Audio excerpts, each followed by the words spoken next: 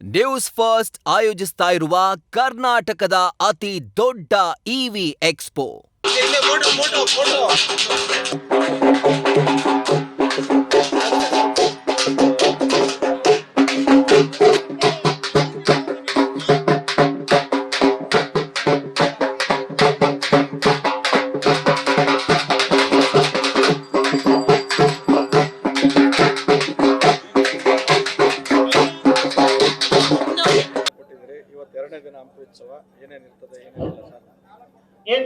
ಇವತ್ತು ಅಲ್ಲಿ ಹಿಂದೆ ಹಿಂದೆ ಹಿಂದೆ ಅವರಿಗೆ ಆಡಿಯೋ ಸೈಲೆಂಟ್ ಇರಿ, ಸ್ವಲ್ಪ ಈ ಕಡೆ ಬನ್ನಿ. ಓಕೆ ಸರ್, ಸ್ವಲ್ಪ ಸೈಲೆಂಟ್ ಇರಬೇಕು. ಇವತ್ತು ಎಲ್ಲ ಹಿಸ್ಟೋರಿಯನ್ಸ್ ಎಲ್ಲರದು ಹಂಪಿ ಬಗ್ಗೆ ಎಲ್ಲ ವಿದ್ವಾಂಸರೆಲ್ಲ ಬಂದಿದ್ದರು. ಅವರದು ಎಲ್ಲ ಕಾರ್ಯಕ್ರಮ ಚಾಲನೆ ಕೊಟ್ಟು ಇಲ್ಲಿ ಇವಾಗ ಬಂದೆ ನಾನು.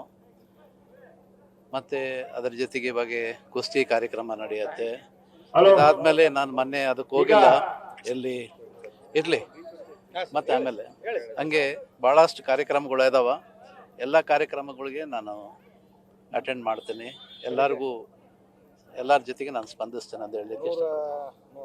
70 ಮಹಿಳಾ ತಂಡಗಳು, 100 ಜನ ಕುಸ್ತಿಪಟುಗಳು ಬಂದಿದ್ದಾರೆ ಸರ್. ಹಿಸ್ಟ್ರಿ ಅಲ್ವಾ ಸರ್? ಹಿಸ್ಟ್ರಿ ಆಗಿದೆ, ಇದು ಹಿಸ್ಟ್ರಿ ಆಗಿದೆ. ವರ್ಷ ವರ್ಷ ಇನ್ನು ಹೆಚ್ಚಾಗ್ತಾನೆ ಹೋಗುತ್ತೆ. ಇದಕ್ಕೆಲ್ಲ ನಮ್ಮ ಜಮೀರ್ ಅಹಮದ್ ಸಾಹೇಬರು ಭಾಳಷ್ಟು ಇನಿಷಿಯೇಟಿವ್ ತೊಗೊಂಡಿದ್ದಾರೆ. ಅವರು ಇನ್ಸ್ಪಿರೇಷನ್ ಏನು ಕೊಡ್ತಾ ಇದ್ದಾರೆ ಲಾಸ್ಟ್ 2 ವರ್ಷದಿಂದ, ಅದರಿಂದ ಹೆಚ್ಚಿನ ಸಂಖ್ಯೆಯಲ್ಲಿ ಇವತ್ತೆಲ್ಲ ಸ್ಪರ್ಧೆಗಳು ಆಗ್ತಾ ಇದ್ದಾವೆ. ಹಾಗಾಗಿ ಅವರಿಗೆ ನಾನು ಥ್ಯಾಂಕ್ಸ್ ಹೇಳಲಿಕ್ಕೆ ಇಷ್ಟಪಡ್ತಾ ಇದ್ದೀನಿ. ಅದರ ಜೊತೆಗೆ ಮುಖ್ಯವಾಗಿ ಮುಖ್ಯಮಂತ್ರಿಗಳು ನಮಗೆ ಏನು ನಮ್ಮ ಜಿಲ್ಲಾ ಮಂತ್ರಿ ಜಮೀರ್ ಅಹಮದ್ ಸಾಹೇಬ್ರು ಕೇಳ್ತಾ ಇದ್ದಾರೆ, ಅದಕ್ಕೆಲ್ಲ ಅವರು ಒಪ್ಪಿಗೆ ಕೊಡ್ತಾ ಇದ್ದಾರೆ.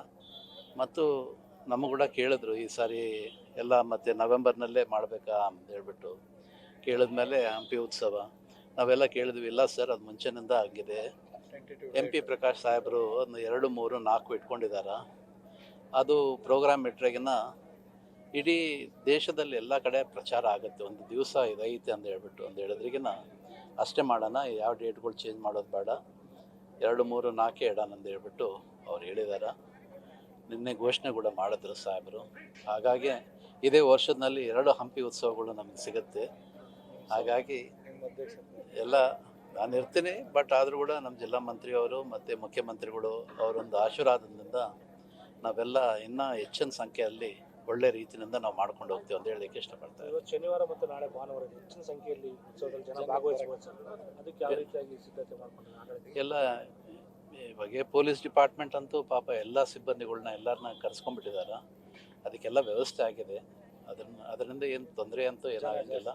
ನಿನ್ನೆ ಅಲ್ಲಿ ಎಲ್ಲೋ ಬೆಂಕಿ ಬಿದ್ದರೂ ಕೂಡ ಪಾಪ ಜಾನ್ವಿ ಮೇಡಮ್ ಅವರು, SP ಅವರು ಭಾಳಷ್ಟು ಅಲ್ಲಿ ನಿಂತ್ಕೊಂಡು ಫೈರ್ ಕಂಟ್ರೋಲ್ ಮಾಡಿ ಇಮಿಡಿಯೇಟಾಗಿ ಬಂದರು ಅವರು. ಹಾಗಾಗಿ ಎಲ್ಲ ತೊಗೊಂಡು ಮಾಡ್ತಾ ಇದ್ದಾರೆ, ಎಲ್ಲ ಮಾಡ್ತಾ ಇದ್ದಾರೆ ಸರ್. Thank you.